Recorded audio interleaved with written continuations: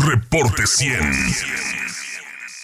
El asesor político y articulista Rubén Aguilar, quien en esta ocasión trae el tema Crisis de los Derechos Humanos en México en 2022. Muchísimas gracias, Rubén. Buen día. Buen día, Katy. Buen día a quien nos escucha. Pues sí, en el primer trimestre del año, como todos los años, se publican informes internacionales sobre la situación de los derechos humanos en el mundo. Por lo menos he revisado una media docena, los últimos, el del Departamento de Estado, que provocó tan airadas reacciones del presidente, y el de Amnistía Internacional, que es el que ahora comento, que Amnistía Internacional considera que en 2022 la regresión del Estado de los Derechos Humanos en México por lo menos se va 16 años atrás, y pues subraya que se mantienen altísimas tasas de homicidios, el feminicidio, violencia de género, asesinato de activistas sociales, de defensores de los derechos humanos.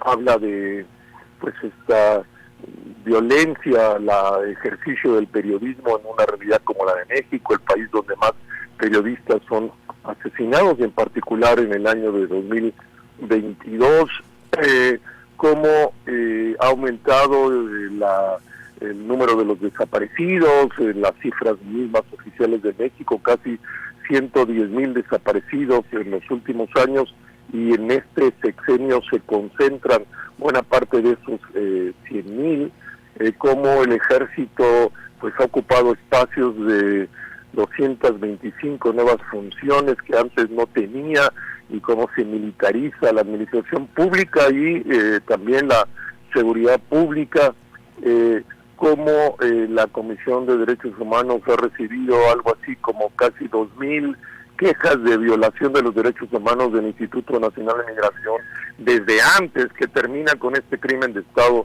de Ciudad Juárez, espantoso y vergonzoso para un caso como México, las quejas que ha recibido el Ejército, que ha recibido la Guardia Nacional por violación de derechos humanos. Entonces el panorama que ofrecen en general todos estos estudios que se han publicado, y en particular el de el Amnistía Internacional, esta organización de la sociedad civil sin fines de lucro que se funda en Inglaterra y que todos los años publica y da seguimiento a los derechos humanos en los países, y publica este informe, pues así le va a nuestro país. Y pues uno no ve en el horizonte de los próximos 18 meses que toca todavía este gobierno que esto vaya a mejorar. No ha sido un tema para este gobierno el respeto a los derechos humanos. Si lo hubiera sido, no habría estos informes y estos registros de lo que ocurre en el mundo, independiente de los discursos. Los discursos son una cosa, la realidad es otra cosa. Estos organismos incluso pues utilizan las mismas fuentes de información que generan los órganos de Estado del Gobierno de México, y pues lo único que tenemos es esto, y pues esta idea que ocurre en un país como el nuestro, que trivializamos la violación de los derechos humanos, que decimos, no, pues así es México, no se puede hacer de otra manera. No, sí se puede hacer de otra manera, y cuando se atenta contra los derechos humanos, se atenta también contra la vida democrática en el país, y esperemos pues que si ya este gobierno no va a hacer nada, porque el órgano que tenía para la defensa de los derechos humanos, que es la Comisión Nacional de Derechos Humanos, pues se convirtió en una oficina de los pinos, perdió desde el primer día de este gobierno su carácter autónoma, pues solo toca a las organizaciones de la sociedad civil mexicanas e internacionales estar advirtiendo, denunciando esta violación sistemática de derechos humanos. En ese marco, hace unos días Naciones Unidas acaba de solicitar al gobierno de México una investigación imparcial sobre lo que ocurrió en Ciudad Juárez, porque obviamente no confía de la investigación que pueda hacer el gobierno de México con una Comisión de Derechos Humanos que es Oficina de los Pinos, o con una Fiscalía General de la República que también es una oficina de Palacio Nacional. Esa es la realidad, Katy, lamentable, trágica, y una regresión histórica de lo que habíamos logrado avanzar con muchos límites, pero avanzar en el marco de los respetos a los derechos humanos y con la autonomía de la Comisión Nacional de Derechos Humanos, que ahora no existe. Rubén habla de un retroceso de 16 años. 16 años, si hay este retroceso, ¿cuánto tiempo entonces podría llevar mejorar o regresar a lo que había 16 años atrás?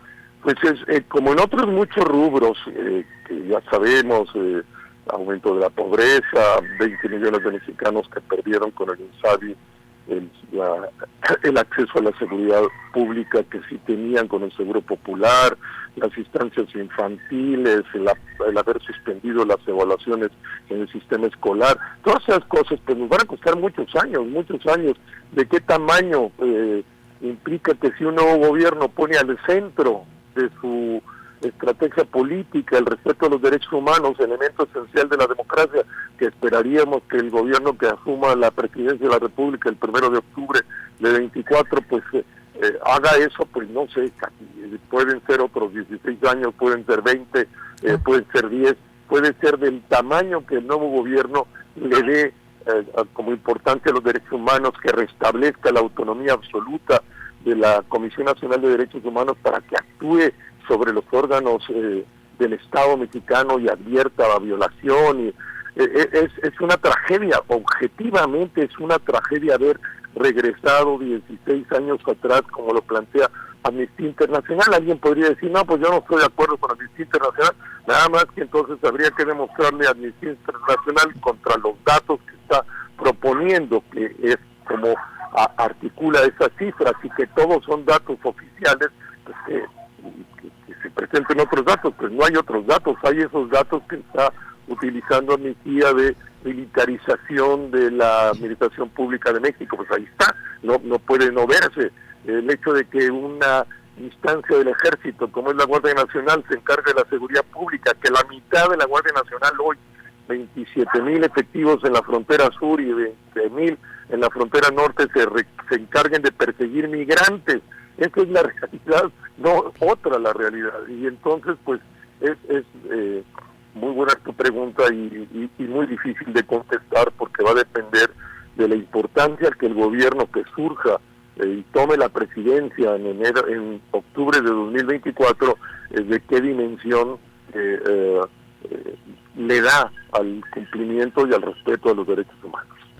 Muchísimas gracias, Rubén Aguilar, por su participación. Buen día. Buen día, Katy. Buen día a quien nos escucha. Buen día. Reporte 100.